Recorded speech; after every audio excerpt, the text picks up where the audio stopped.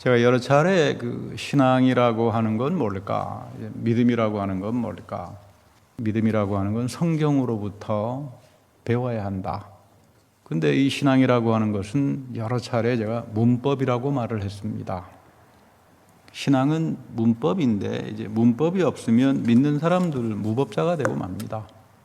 영어도 언어도 잘하려면 여러분 문법 없이도 소통은 하겠지만 그 제대로 된 문법 알아야 그 어려운 책도 읽을 수 있고 글도 쓸 수 있고 그렇죠. 신앙은 문법인데 성경으로부터 배워야 합니다. 구원이라고 하는 것도 은혜라고 하는 것도 믿음이라고 하는 것도 특별히 우리가 왜 문법이라는 말을 쓰느냐 하면 우리 성경 공부 시간에 소중하게 이야기했습니다만 성경이 문법으로 구성되어 있어요. 여러분 성경이 언어잖아요. 언어라고 하는 건 문법이 없으면 여러분 하나님 말씀이라고 하는 언어는 풀려지지가 않습니다. 근데 우리가 성경을 들여다가 보면 이 하나님 말씀의 언어가 우리 21세기를 살고 있는 우리하고는 너무나 다른 세계 속에서 쓰여졌기 때문에 그리고 예언의 말씀과 신비한 언어들이 많기 때문에 풀려지지 않습니다. 성경을 읽다가 걸리면 그냥 넘어가면 됩니다. 그거 가지고 여러분 애쓸 필요가 없어요. 성경을 읽다가 어려운 본문 걸리면 어떻게 하는가? 3번 읽고 그냥 갑니다. 근데 이제 예상외로 그 본문의 말씀을 다른 성경 본문을 읽다가 바울을 읽다가 창세기의 의미를 해석해 주는 걸 볼 때가 있습니다.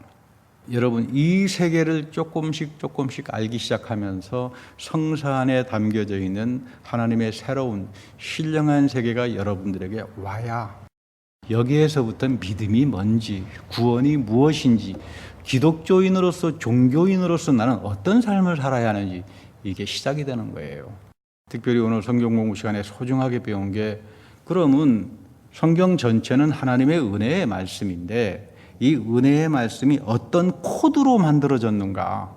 그게 복음과 율법 또는 토라와 복음 이렇게 말합니다. 오늘 굉장히 중요한 거 배웠죠. 구약 성경은 율법이고 신약 성경은 복음이니까 상관이 없다. 그런 말은 성경 자체에 없습니다. 구약에도 복음이 담겨져 있고 율법이 담겨져 있고 신약 성경에도 복음이 담겨져 있고 더 무서운 율법이 담겨져 있어요. 그러니까 성경 전체는 무엇이 복음인지 무엇이 율법인지 이거를 문법적으로 소화가 돼야 비로소 하나님 말씀이 나에게 복된 말씀이 됩니다.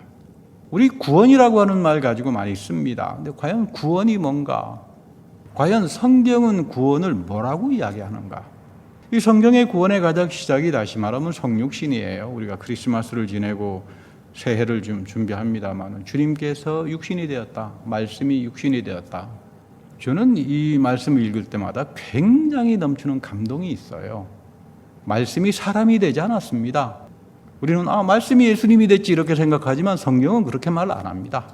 말씀이 육신이 되었다. 이거 굉장한 말이죠. 영원하신 하나님의 말씀이 human flesh, 육신이라고 하는 말은 사도 바울이 죄된 현실을 말합니다. 영원하신 말씀이 죄인이 되었다 이런 말이에요. 영원하신 말씀이 육신이 되었다. 우리들의 죄된 현실 속으로 들어오셨다. 내 죄를 사하기 위해서는 죄의 현실을 하나님 자신이 경험하지 않고서는 나를 죄로부터 용서를 할 수 없다는 그 말입니다. 그러니까 말씀이 육신이 됐다라고 하는 그 말 속에는 영원하신 하나님이 우리 속에 오셔서 엄청난 고난을 당했구나. 이 죄의 문제를 해결하기 위해서 그것이 바로 나의 삶하고 실존적으로 직결이 된다면 이 말씀 앞에서 한없이 부끄럽고 한없이 감사하고 그 깊이를 되새겨 보게 됩니다. 성경으로부터 구원을 배운다. 우리 흔히 목사님 그 동정녀 마리아를 믿습니까? 성경에서 그 말을 배우지 못하니까요. 동정녀 마리아 탄생 속에는 말씀이 육신이 됐다라고 하는 말하고 결부가 됩니다. 여러분 이 세상이라고 하는 건 남성주의라고 말하지만 남성이 나쁘다는 그런 생물학적인 이야기가 아닙니다. 여러분 역사가 흘러오다가 보면 이 체제 자체가 사회고 문화고 모든 것들이 남성 중심으로 되잖아요. 그 이유는 뭐냐면 전쟁 때문에 그렇습니다. 여러분 이웃나라에서 전쟁 쳐들어오게 되면 힘센 남자들이 가서 지켜야 되지 않아요? 그러다가 보면은 아무래도 분사 문화가 만들어질 수밖에 없고 이건 필연적인 거죠. 사회 분업이 생길 때 여성들은 집에서 아이를 키워나가야 되고요. 그러다가 보니까 남성 중심이라고 하는 건 생물학적으로 남자 중심이다 이런 말이 아닙니다. 하나님께서는 말씀이 육신이 됐다라고 하는 말 속에 동정녀 마리아 탄생 속에 뭐를 이야기하려고 그러냐면 지금까지 내려왔던 남성 지배의 죄된 역사로는 하나님의 구원에 참여하지 못한다는 뜻이에요. 그래서 여러분 마그니피카 마리아 창가에서 굉장히 중요한 내용이 나오죠. 거기에 구원이 뭔지 듬뿍 담겨져 있잖아요. 우리가 성경으로부터 구원을 배운다라고 하는 건 깊은 거고 풍부한 거고 다 알지 못합니다. 그래서 우리가 문법을 배워야 되고 내 생각을 가지고 배우는 것이 아니라 객관적인 하나님 말씀으로부터 그 말씀 앞에 내가 비추어지고 우리 사도 바울 선생이 말한 것처럼 이 말씀 앞에서 나는 참 허탄하다. 그리고 나는 날마다 죽을 수밖에 없다. 그리고 나는 이 말씀을 더불어 내 잘못된 부분을 쳐서 복종시킬 수밖에 없고 그러면서 성령이 내 안에 오시고 예수 그리스도가 내 안에 사는 이 삶을 통해서 나는 디아코니아 이웃을 사랑하고 살아가는 나는 삶을 살아가겠다. 이 전체 과정을 가리켜서 우리는 구원이라고 표현하고 다른 말로는 구원의 드라마라고 이야기하는 겁니다. 성경 어디에도 너 한 번 구원받았으니까 끝 이런 말 없습니다. 적어도 우리가 구원이라고 하는 걸 생각할 때에 가장 중요한 게 요한복음의 말씀이죠. 하나님이 세상을 이처럼 사랑했다. 여러분 이 세상이 어떤 세상입니까? 여러분들이 이 세상을 생각할 때 어떻게 생각합니까? 하나님이 세상을 사랑했잖아요.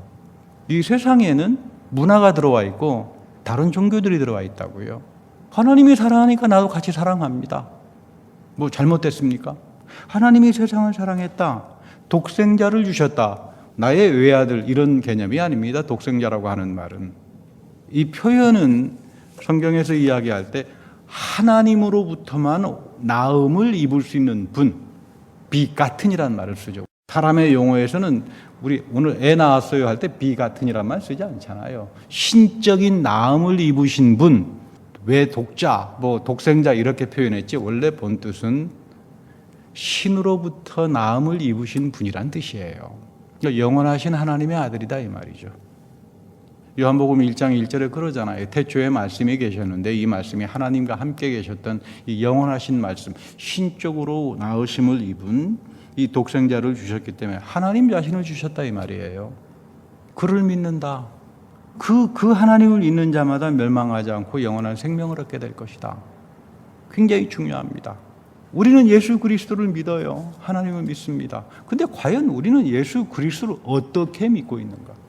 예수가 누군지를 알아야 되고 하나님이 누군지를 알아야 되고 그리고 하나님이 예수를 어떻게 믿어라라고 하는 약속과 계명들이 있다고요. 그거 쫓아가야 돼요. 믿음이라고 하는 건 내가 갖고 있는 의로움이 아니고 내가 만드는 거 아닙니다. 그러면은 은혜가 나를 구원하는 것이 아니라 내가 나를 구원하는 거겠죠. 하나님께서 원하는 믿음은 뭔가? 그 약속과 계명을 내가 순종하고 실천하고 체득화되면서 내 삶 속으로 이어갈 때 예수라고 하는 야수와 구원이라는 뜻이죠. 그 하나님의 구원의 이름인 예수가 내 삶 속으로 오신다는 그런 이야기를 합니다. 우리 예배소서 1장 7절에 가게 되면 굉장히 중요한 말을 하세요. 우리는 그리스도 안에서 그분의 은혜의 풍성함을 따라서 그분의 보혈로 말미암아 속량 곧 죄사함을 받았다. 이것이 구원이다. 그러니까 여러분 구원이라고 하는 건 성경이 데피니션 하는 거는 죄사함이에요. 근데 그 죄사함은 그리스도의 보혈로부터 옵니다. 그 그리스도의 보혈을 예수님께서는 세상 끝날 때까지 지키라고 제자들에게 명령합니다. 그래서 여러분 성만찬을 우리가 예배 시간 때마다 소중하게 여기는 이유가 바로 여기에 있어요. 항상 성경에서는 믿음과 구원을 이야기하면서 거기에 결부되는 은혜가 항상 같이 따라옵니다. 그래서 우리는 거기에 순종하면 되는 거예요. 나의 생각은 별로 중요하지 않습니다. 요즘 학문에서도 이해라고 하는 학문 굉장히 중요하게 다룹니다. 어떻게 이해할 것인가? 어떻게 바르게 이야기할 것인가? 여러분 이해가 잘못되면 다 엉망진창들이 되잖아요. 근데 이해를 제대로 하려면 처음부터 자기 생각 집어넣는 거 절대 못하게 합니다. 이해는 맨 마지막에 나타나요. 이해라고 하는 것. 그래서 여러분 understanding이라 그러잖아요. 맨 밑에 가서 설 때 이해가 되잖아요. 집에서도 그러지 않습니까? 말썽 피우는 아이가 있으면 맨날 엄마 아빠 한다 그래서 걔가 하면 문제가 해결됩니까? 엄마가 그 아이 처지가 돼서 보니까 참 나도 애 정도 상황이면 나도 이럴 수 있겠다. 그 understand 밑에 서줄 때부터 이해가 시작되잖아요. 이걸 전문적으로 다루는 학문을 hermeneutics, 해석학이라고 하는, 여러분 이 해석학을 공부 못하면 인문과학, 신학 이런 거 절대 손대지 못합니다. 우리가 성경을 읽을 때도 바르게 이해하려면 맨 마지막에 가서 이해하는 거예요. 그래서 제가 6년 동안 저희 교회에서 외쳤던 소리가 과로회 묵자. 그래서 제 별명이 과로 목사가 됐습니다마는 내년에도 여러분 과로에 묶어야 돼요. 자기 생각이나 편견들은 묶어야 됩니다. 그리고 객관적으로 하나님이 뭐라고 이야기하는가라고는 문법을 통해서 거기에 순종하면 거기서도 우리는 비로소 기독교인, 하나님의 자녀, 종교인 이게 출발되는 겁니다. 오늘 이사야서 57장 15절에 보면 아주 중요한 말이 나와요. 내가 통회하고 마음이 겸손한 자와 함께 있다. 그러니까 하나님께서는 누구하고 함께 하는가? 통회하고 겸손한 자들이에요. 우리 보통 예를 들어서 세상에서 겸손 그러면 그 말도 잘 하지 않고 이렇게 추추하게 보이고 좀 연약하게 보여야 여러분 겸손이라고 생각하잖아요. 그러나 성경에서는 겸손을 그렇게 이야기 안 합니다. 저 사람 부자니까 많이 배웠으니까 저 사람은 겸손한 사람 아니야. 이건 세상에서 하는 이야기지. 겸손이라고 하는 단어를 우리가 이사야로부터 배울 때는 겸손은 누군가 통회하는 사람이에요. 이런 사람들에게 하나님은 그 마음을 소생시킨다. 예수님께서 이 말씀 그대로 하잖아요. 심령이 가난한 자는 복이 있나니. 정확한 표현으로 보면 심령이 아니죠. 그냥 영이 가난한 자입니다. Poor in spirit. 너희 영이 가난한 자들은 복이 있다. 왜 복이 있는가? 하늘의 신령한 세계가 너희에게 오늘 현재적으로 들어오기 때문입니다. 나에게는 왜 하나님의 그 신령한 세계가 보이지도 않고 들어오지도 않고 내 영이 가난하지 않아서 그래요. 사람은 영적인 존재인데 이 영이라고 하는 것은 굉장히 소중합니다. 하나님의 성령이 우리에게 오실 때 내 영 안에 소통하기를 원해요. 그리고 우리가 부활할 때 이 영의 그리스도의 부활의 몸을 입고 갑니다. 육신은 죽고 없어지지만. 그러니까 하나님이 끊임없이 사랑하는 사람들은 영이 가난한 사람이죠. 이거는 돈이 많건 적든 아무런 상관이 없습니다. 근데 저는 목회자로서 살아보면서 돈 많은 사람들을 많이 만나고 살아보는데 진짜 부자들은 두 가지 특징이 있어요. 어린아이 같아요. 돈에 디펜더블 안 합니다. 그래서 저런 사람들이 돈을 갖는구나. 그리고 많이 잘 웃어요. 가난해요. 가난하게 살면 자기는 그렇게 부유하게 누리지 않은 삽니다. 여러분, 영이 가난함이라고 하는 거 참 중요합니다. 내 영을 어떻게 가난하게 가질까? 사도 바울은 자기의 영의 가난함을 그렇게 말했잖아요. 나는 공고한 사람이다. 그래서 난 날마다 죽을 수밖에 없다. 그래서 그리스도가 살아계신 그리스도가 내 안에 오셔서 살아줘야만. 그러면 예수 그리스도가 산다는 게 뭐겠어요? 말씀을 통해서 나와 살아주는 거고, 기도 가운데 내가 주님을 만나는 거고, 성만찬 속에서 내가 살아계신 주님을 체험하는 거 아니겠어요? 이 삶을 통해서 나는 영이 가난한 사람으로 살아가지만 하나님은 바로 이런 사람들을 통해서 상상하지 못한 은혜와 축복들을 이어가는 겁니다. 성경으로부터 믿음을 배워야 잘못된 기복신앙이나 이상한 잘못된 미혹된 길로 가지 않습니다. 우리가 영이 가난한 사람으로 살아간다는 게 이렇게 중요합니다. 사실 죄에 대한 회개라고 하는 건 어렵습니다. 제가 여러 차례 말씀드립니다만은 사람은 죄의 문제를 해결하지 못합니다. 왜냐하면 죄는 컨세퀀스가 있어요. 귀결이 있어요.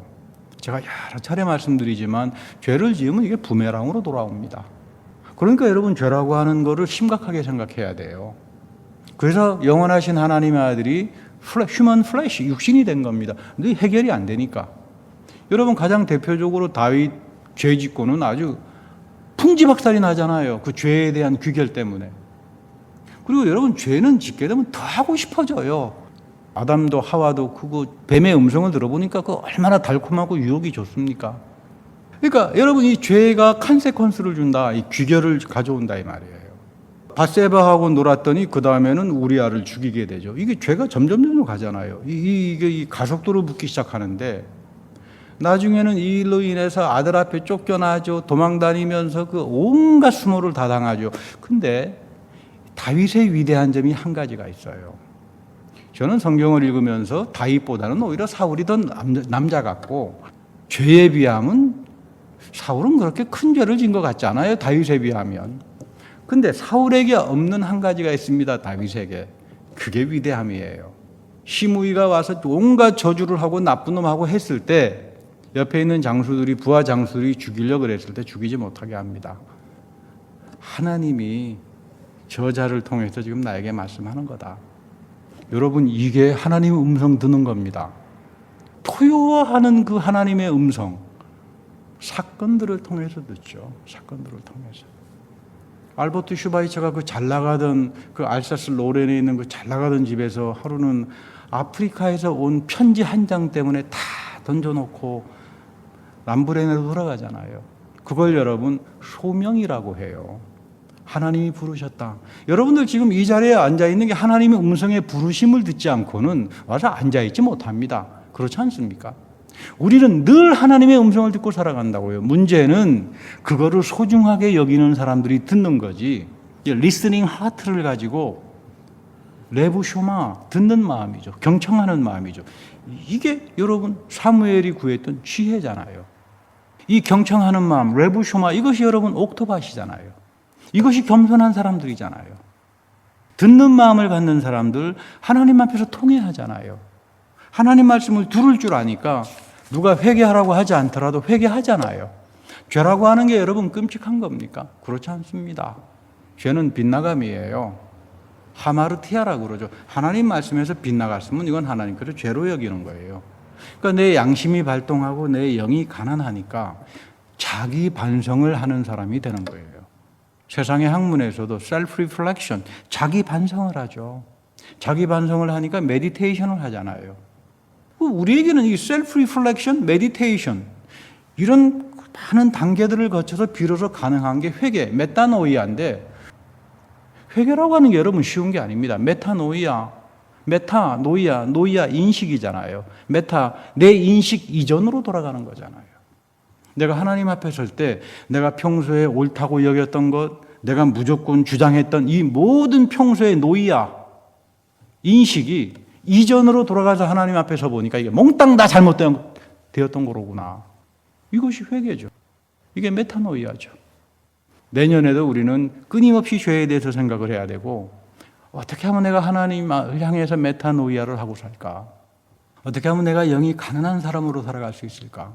그래서 성령께서 나와 더불어 풍성하게 이어주는 그런 축복을 경험하고 살아갈 수 있을까?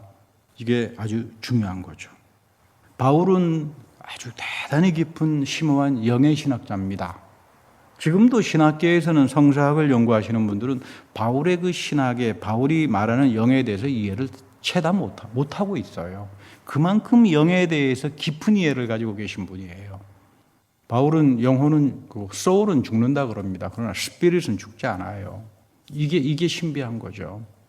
그러면서 이 바울이 아주 중요하게 이야기하는 게 뭐냐 하면 성령이 친히 나의 영에 말씀하신다. 성령이 여러분들의 영에 말씀을 하세요. 성령은 세 가지의 성품을 가지고 우리에게 오신다 그랬죠. 위로하세요. 성령은 처음 오게 되면 죄를 깨닫게 합니다. 우리 보혜사 성령의 기능을 말씀하시잖아요. 예수님이. 성령이 오게 되면 죄부터 깨닫게 해. 그 말은 뭐냐면 너를 하나님 앞에 데려가서 내가 메타노이아 하게 한다 이 말이에요. 내가 이거 이전에 살았던 내 잘난 줄 알고 살았던 이거지 전부 다 잘못된 거였구나. 그래서 내가 아프니까 너무 아프지 마라. 너가 아프면 나도 아프다. 그래서 성령이 뭘 합니까? comforting, 위로한다 이 말이에요. 그 다시는 엉뚱한 길로 가지 않도록 카운슬러가 돼줍니다. 옆에서 파라클레이토스잖아요. 곁에서 항상 인도하면서 나에게 좋은 길로 카운슬링을 해준다. 그 성령도 인격적인 분이잖아요. 인격적인 영인 분이니까 위로할 뿐만 아니라 카운슬링을 하고 그 성령의 카운슬러 하시는 그거를 들으려면 경청하는 마음이 있어야 되죠. 그리고 마지막으로 애드보켓, 하나님 앞에서 나를 변호해 주는 분이 성령입니다. 그러니까 이 성령이 끊임없이 너희의 영에 말씀을 한다. 대화하기 원한다 이 말이에요. 성령은 여러분들에게 끊임없이 말씀하는데 그러면 도대체 하나님 성령께서 오셔서 내 영에 뭘 말씀하십니까? 사도 바울이 먼저 이야기한 게 중요합니다. 그럼 바울은 성령이 우리에게 친히 내 영에다가 뭐라고 말씀하는가? 너는 하나님의 자녀다. 너는 하나님의 상속자다. 너는 넘어지기다고 하지만 예수 그리스도 안에서 하나님은 절대로 너를 버리지 않는다. 그러니까 너는 이제 하나님의 자녀로 살고 하나님의 상속자로 살아가라. 여러분 이 inheritor, 상속자란 말이 굉장히 중요한 말이죠. 구원이 왜 우리에게 신령한 복이 되는가? 우리가 상속자로 살기 때문에 그래요. 뭐가 상속됩니까? 상속받으면 그 하늘에서 떨어지는 선물이잖아요. 성령의 선물이 그런 거예요. 내가 막 애쓰고 노력해서 뭐 해가지고 방언을 합니까? 선물로 오는 거죠. 난 원하지도 않는데 그냥 온다 이 말이에요. 이게 뭐라고요? 상속자예요. 하나님 나라의 신령한 복을 이어갑니다. 이건 세상 사람들이 알지 못합니다. 내가 하나님의 상속자가 되게 되면 내 기도가 하나님 마음에 합한 기도가 됩니다. 그래서 여러분 우리가 기도를 열심히 해야 된다고 그러죠. 기도는 내가 하는 것이 아니라 성령이 내 안에서 하는 겁니다. 세계 종교에는 여러분 기도가 있습니다. 그러나 기독교에만 기도가 있습니다. 그 어느 세계 종교를 읽어봐도 성령이 내 안에서 하나님이 나를 위해서 기도한다는 말은 없어요. 바울만 그 이야기합니다. 성령이 너 영 안에서 너를 위해서 빌바를 모르니까 탄식하면서 기도한다. 이 음성을 들으라 이 말이에요.